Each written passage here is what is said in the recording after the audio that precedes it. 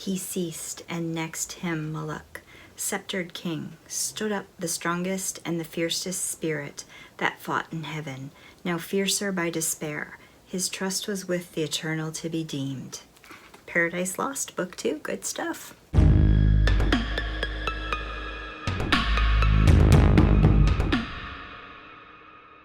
Hey guys, welcome to Ocean Chicks Films. I'm your host Karen, and I love talking about supernatural horror movies, so that's what I'm gonna do. I just watched the new Shudder original, MOLOCH, and I want to talk about it. MOLOCH, from 2022, is an English-Dutch folk horror directed by Nico Van Den Brink. When she and her family are attacked by a random stranger one night, a Dutch woman sets out to find an explanation. The more she digs, the more she becomes convinced that she is being hunted by something ancient. Starring Sallie Harmsen, Anneke Blok, Alexandre Willaume, Wouterse and Markoesa Hamer. I watched this one twice because there's a lot going on here, but I really liked it. It's my kind of film. This one's a Dutch folklore horror, and it's got subtitles and English, so I find that really makes you focus and it makes it more interesting. It's also filmed in the Netherlands, I believe, and the scenery is absolutely gorgeous, just breathtaking, beautiful. Really adds to the mood of the film. So let's first get into the history of Moloch. So he's like this evil god or a demon, however you want to look at it, cast out of heaven by God. And he, he's along with all the other demons, and I don't want to say them out loud because that freaks me out when I do that. So he's a pretty bad creature. He's all about harming or killing young people. Not very nice. He's also referenced in Milton's Paradise Lost, which I love, absolutely love. You can check him out there. And he's like this weird animal-like, human-looking kind of creature with horns, that kind of thing. He's featured in this film a few times too. He's pretty creepy. One of the first scenes that we see in the film is kind of like a dream or a memory or something like that. You get that feeling. And it's this little girl, and she's playing in this pantry of this big farmhouse kind of place. And she's really happy, and all of a sudden she hears these weird screams from upstairs, and blood starts to drip from the ceiling onto her head. Yeah. So we get kind of an idea that something bad's going to happen in this movie. This whole film is beautifully shot. It's well acted. The writing's really good too. It's got not a lot of horror elements like a slasher film, not a lot of violence that you see. So some people would think it's kind of a slow burn, but it's so well written. There's so many things going on that I found it really intriguing the whole way through. It definitely has like a British crime show kind of feel to it, where there's tensions in the relationships and you have to kind of work to figure out what's going on. And I'm a huge fan of those shows. So this really, really works for me. And I guess I should stop right there and say that this review will have spoilers. So if that's not cool, then just click off now and we'll catch you on the next one. But of course, stick around if you've seen it, and if you haven't, go watch it and then come back to the review and then leave some comments and we can talk about it. So the story starts out with this mom and her little girl, and they're moving back in with her elderly parents who are, needing some care and attention. She's also gone through something tragic. Her husband has passed away, so she needs the help as well. They have this big old, I want to say it's like a farmhouse, but it's like this big old house that's beside a bog. Very like atmospheric kind of place. Really beautiful, but creepy at the same time.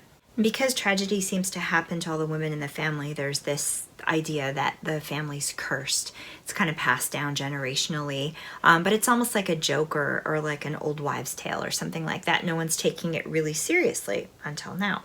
So then we have this man, and he's lived in this town his whole life. And this town's kind of a small town. Everybody knows everybody. It's not super small. There's a big school that the daughter goes to and that kind of thing, but relatively small.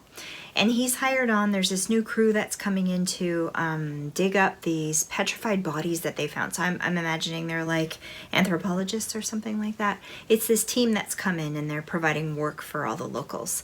This local guy's working for them, and late at night one night he's digging. He's got his hole that he has to dig.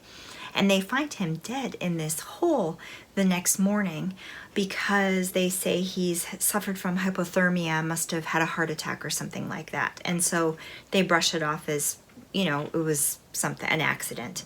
but it kind of seems a little bit strange. And as they go along, it does get very strange. So this team is digging up these bodies, and these petrified bodies are from generations before. All women, all with their throats slit from here to here, which is really weird, but preserved. And so they're excited because they've found these bodies, and they're going to figure out where they're coming from.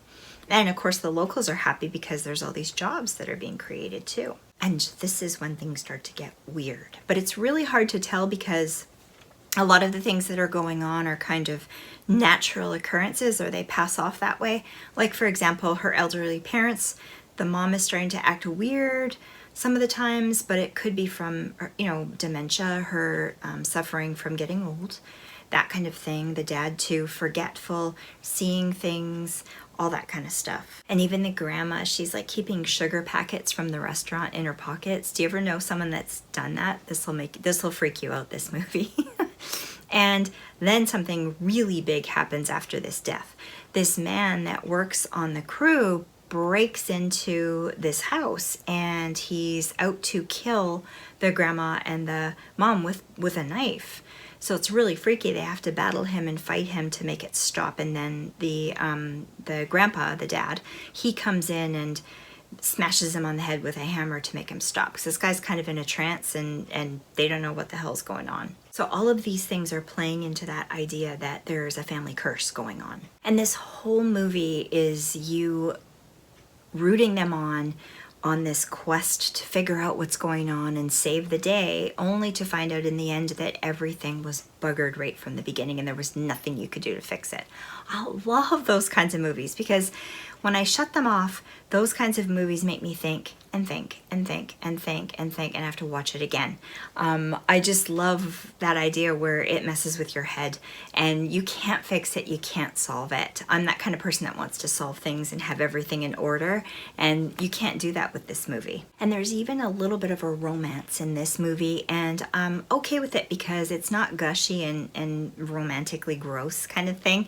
It adds to the film because it's the head of this digging crew, the owner of the company, him and the daughter, not the grandma, but the daughter, the mom, kind of have a bit of a romance, but it's a bit strained under the circumstances, so it's believable, and it adds to it. Unlike, the romance that formulates between Richard Gere and I forget the name of the actress in the movie The Mothman Prophecies, that romance, to me, I felt like it didn't need to be. They could have left it out altogether and it would have been fine. It was like, he comes in and swoops in and saves the day kind of thing. I get it, it's Richard Gere. You think of him that way. But it just didn't add anything to the movie for me. Here, this adds to it. So the grandma and the grandpa are old and maybe senile, kind of, needing care, that kind of thing. Or are they? I'll get to that in a bit. The house in this film is absolutely awesome and epic. It's really cool. At night it's dark, and it's surrounded by a bog too, right? So it's in the middle of nowhere, and it's got these bright orange lit windows against this kind of gray darkness with these souls wandering the bog kind of thing. So creepy. The school that the little girl goes to, it's her new school because they've just moved. It's like community oriented. There's lots of parents involved, and it seems like a really nice place, but they're putting on this bizarre musical play because the town celebrates the death of this woman from the past who was kind of a witch, I guess, named Fika. So creepy. These little kids are putting on this play. I mean, if I would have put on a play like that when I was that little, I would have had nightmares for sure. But they're doing this, and it's this big town celebration. So as we go along, we start to see that the town's kind of divided into two groups. You've got one group that's men who are kind of psychic, intuitive, that kind of thing. And then the other group are the women.